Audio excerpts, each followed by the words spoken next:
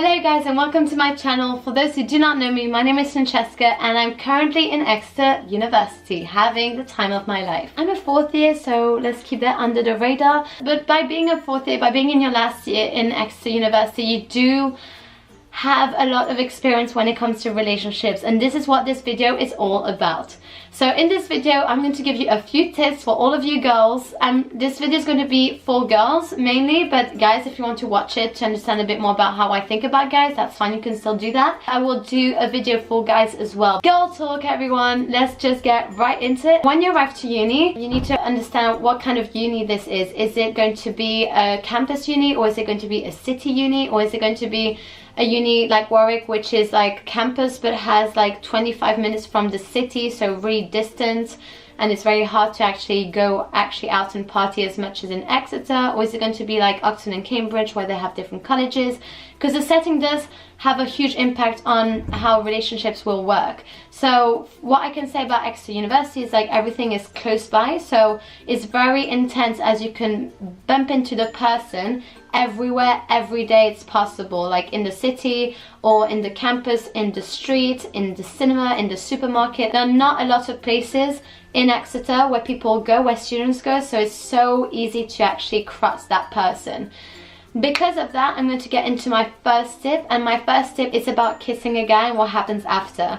So the first time I kissed a guy here in Exeter University, it was in a club. I was feeling like, oh, all of my friends are doing it. Let's maybe try and find a guy to kiss too. I was super like, what am I doing with my life? I was in a very confused state back in the day, and I randomly got with this guy who literally, just after, he just like kissed me and then tried to like tell me to go back home with him, but I didn't understand that, because in Italy that doesn't really happen as much. At least it didn't happen in my social life before uni. So I was like, I don't understand what he's saying, but I will see you tomorrow. And then when I saw him again, since he was in my halls, I would see him a lot. It turns out that he was like every time that we would cross, you know, I was like, hi, and he was like, and I was just like, the first time that he actually avoided me, I was just so shocked, and he just kept avoiding me every time that we saw each other, which was at least 3 times a week. I thought that was kind of a pathetic thing to do, but I realized that it's kind of common in England that people do that, and I was just like, oh my goodness, this is so weird for me. When I came to uni, I was super pure, very naive, had little to no experience, barely kissed guys. Like, I didn't really know how things worked with opposite sex, you know? So for me it was a big discovery. That was the first discovery. The second discovery about kissing is sometimes guys just randomly kiss you in a club and then go kiss another girl straight after. And you're just like, oh, what's happening? I'm sorry, did I look like I was a kind of a substitute or one of the girls? Like, I'm very unique and special. So, and then it would probably come back to you after. I'm like, oh bro, like, you went after to another girl, I'm not going to, no, that's fine, like, thank you, I completely misunderstood where you were at in your mind. And the third discovery I did, and this, girls, be careful, because this can really hurt for some of you if you're sensitive. Maybe you had a great time with a guy, you kissed him, maybe you even slept with him, because there are loads of one night stands, but I'll talk about that later.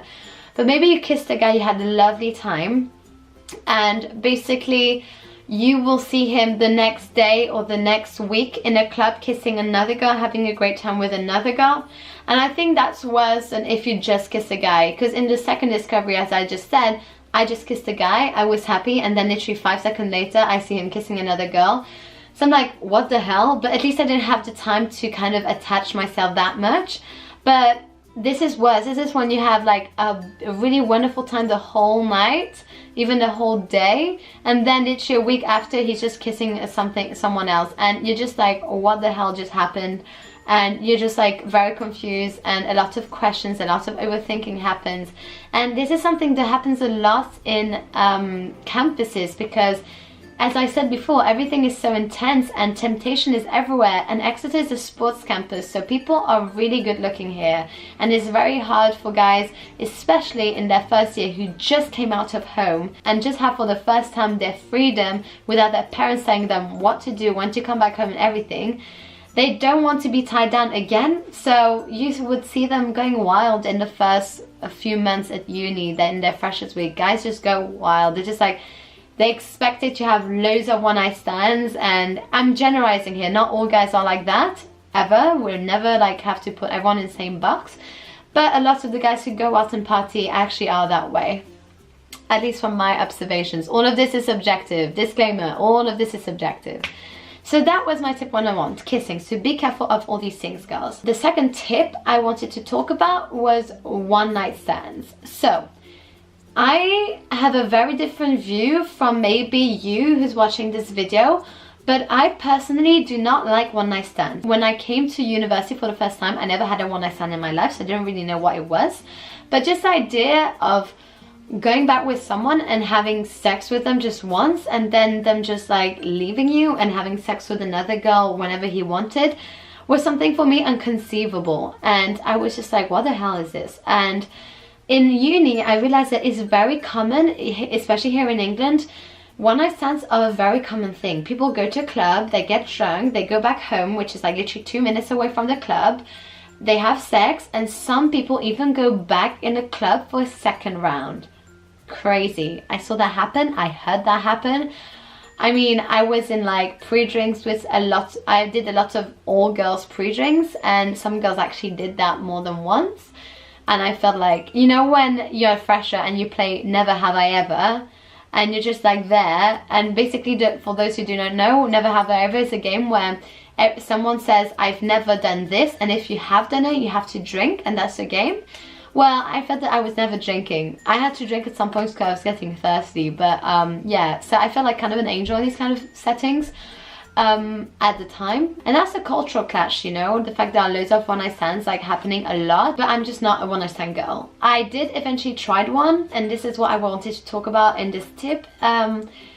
If you're like me who don't really like one-night stands and you're hesitating in doing one or not, well, I did one, and I'm gonna tell you, it was terrible. Like, really bad. And I think it's because for me to have like good sex or a good feeling with someone, I need to feel somehow connected with the mind. I feel like I have to have some kind of background, you know, either friendship or some kind of understanding of who the person is. And I don't think that by having a one-night stand with a total stranger, you get that. And so people don't really know about you. They're getting to know your body for the first time. But the worst part is when literally the morning after, you just have to leave, and people then don't talk to each other ever again. Like, some people don't ever talk to each other ever again after one night stand. And I'm just like, why? What's the point? Like, you've just shared a moment together. Don't act as if you don't know each other. I mean, fair enough when I was talking about kissing and this weird guy who was like avoiding me in the streets because, oh my god, he kissed me once and it was awkward. I mean, that's stupid, but I don't care. But when you sleep with someone, I mean, you guys shared something beautiful and you are going to ignore each other. I don't really understand this thing, but it happened a lot in England. So yeah, so I was just like, never again. Like, one night stands are so not my thing. But again, let me know what you think, because I think that everyone's different. So let me know if you have a different view, different opinions. I would love to know what you think in the comments, as everything that I'm saying right now is very subjective. Oh yeah, and by the way, if you can answer the question, why do you have one night stands? What does it bring to you? This would be super helpful for the girls that are actually watching this and like me have no clue what to expect from uni and guys and everything. Alright, so now let's go into like true relationships. I mean, I didn't see a lot of people getting in a very solid relationship in their first year. I think that I know a total of 4 couples that actually got into a relationship that lasted a long time. So that does happen, it does exist. It's just, for me, I think is very rare, just because, like, again, as I said before, guys are not really looking to settle down, especially after they just got their freedom to do what the hell they wanted, and they have all these expectations of girls and one night stand all the time, you know. They're settling in, they're learning, they're like meeting new people like every single day. It's very hard for a guy to actually settle down, but it is possible to find those guys. I mean, those kind of guys, I don't know, I think that you would have to like go to your lectures and try and figure out people from your course and get to know people from your course, or maybe a society, go to people who are in societies and just try to meet them and then organize coffees or stuff like that and dates. But I don't know, I feel it's very hard that people actually get together and stay together for a long time. But again, it does happen, I've seen it happen, so it is possible. But I mean, when I first came to uni, I was looking for a boyfriend, and it literally never happened until my third year when I went abroad, and it was with someone from back in Switzerland. So literally not someone in Exeter. Never had a boyfriend here in Exeter. It just never happened because I feel the guys were just not into the whole settling down idea. There was always something coming up. Either it was their first year and they wanted to experiment, or it was their second year and they were going on their year abroad after, so it was pointless. Or it's their last year, they want to enjoy their last year at uni. I mean, there's never been a time where guys were willing to settle down, at least the people that I know, which is kind of sad. So yeah, I never had a boyfriend in that respect. Thank God I had one on my year abroad, because I really needed one. Like some kind of really pure romantic stuff going on. And yeah, so romantic stuff, I mean, it all depends where you go, who you hang out with, and what kind of guys you're looking for. Because if you're looking to have a boyfriend and you are going for the bad guy kind of attitude-y person in the club who's very loud, chances are he's not going to settle down with you, because that guy loves being in the center of attention way too much and loves being in the center of attention of girls way too much. So if you're a girl who knows what she wants, if you come to uni, you know exactly what kind of guy you like, and you're going for this guy who's a bit more like, he seems a bit more serious, a bit less loud, and you know, more like observant on the side, that kind of guy is much more possible to get anything with than an actual like player kind of bad guy, badass kind of thing. All right, so what do you think about this section about relationships? Was I accurate? Anyone in uni watching this, what do you think? Let me know. And let's move on to my tip number 4, which is about how girls behave with guys.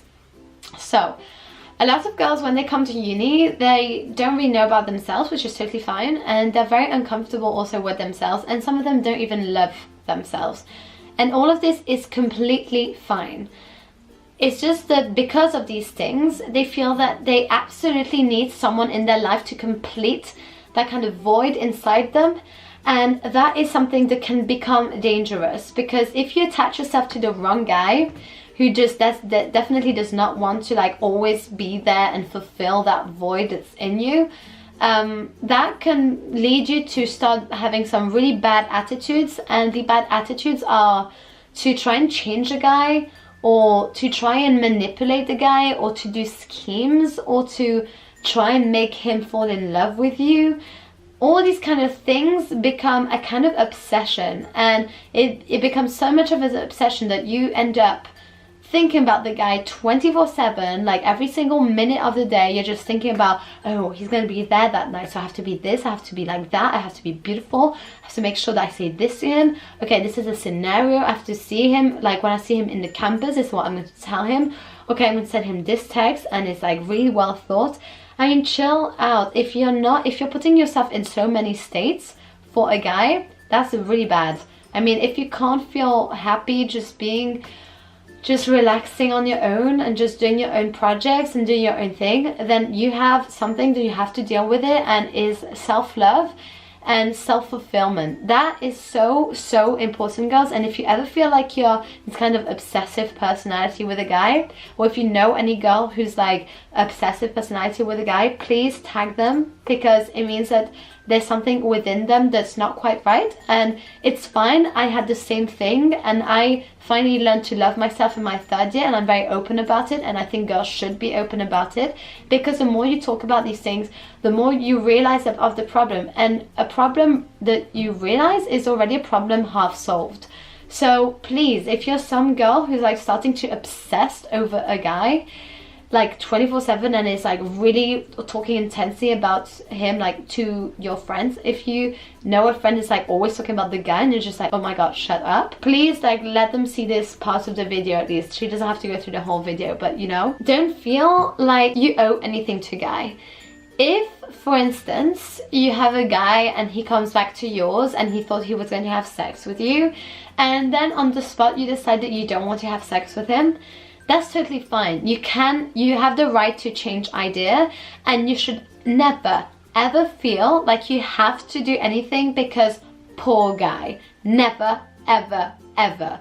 You don't have to give him a blowjob, you don't have to have a hand job, and you don't have to have sex with him if you're not 100% yes, okay? It has to be something where you're 100% into the thing, okay? If not, just don't bother. It's really important, these girls, because you need to put yourself first, and it's so important to actually manage to learn how to do that. So yeah guys, that was my video. I really hope that helped. Again, university in the UK is very intense and lots of things will happen, and you will discover a lot about you. And so don't ever go to university thinking, oh, I'm so not that girl, I would never do that, because you just don't know what you will be capable by the time you graduate. It's just saying. So there'll be a lot of things that you will discover about yourself, and that's normal. Uni is when you discover yourself the most. And yeah, so let me know what you think in the comments. If you have a few questions about this interesting topic, let me know. And I think I have a few more videos about relationships coming up with other points of views, and I think that will be even more beneficial. When I do have them, I will link them down below, but I have so many other videos I have to do already that I don't know when it's going to happen, but when it does, I'm going to link it down below. Alright guys, big kiss, bye.